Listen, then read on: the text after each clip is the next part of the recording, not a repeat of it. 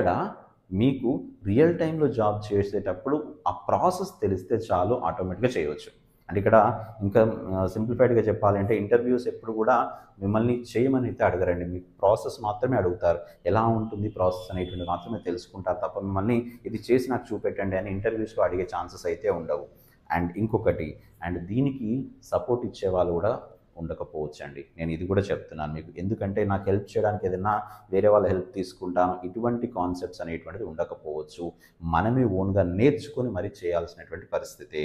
కారణం ఏంటంటే నేర్చుకొని చేస్తేనే మనకు క్లారిటీ వస్తది. మనం ఏదైతే చేస్తున్నామో తెలుస్తుంది. ఎందుకంటే నేనిప్పుడు మిడ్ సర్వర్ ఇన్‌స్టాలేషన్ చేస్తున్నాననుకోండి. అది సరిగ్గా ఇన్‌స్టాల్ కావట్లేదు అంటే అర్థం ఏంటి? మేబీ ఆ లోకల్ పాత్ ఏదైనా డిఫెక్ట్ ఉండొచ్చు. అక్కడ క్రెడెన్షియల్స్ ఇష్యూస్ ఉండొచ్చు.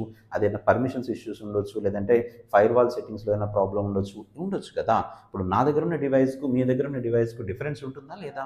డెఫినెట్‌గా ఉంటుంది. కాబట్టి మీ అందరికి నేను ఇచ్చే సలహా ఏంటంటే ఐటీఓఎం అనేటువంటిది నేర్చుకోండి. అండ్ నేర్చుకుంటూ మీరు దాని మీద ఎప్పుడైతే రియల్ టైమ్‌లో మీరు దాని మీద ప్రాక్టీస్ చేస్తారో అప్పుడే సబ్జెక్ట్ బాగా వస్తుంది. ఓకే. అండ్ కాల్స్ అనేటువంటివి బాగుంటాయి. అండ్ జాబ్ చేయడానికి కూడా ఒక మంచి స్కోప్ అయితే మీకుంటుంది. ఈ మధ్య కాలంలో పెరిగిన దాన్ని 2025లో ఉన్నటువంటి అప్డేషన్స్‌లో ఇదొక అప్డేషన్ అండి.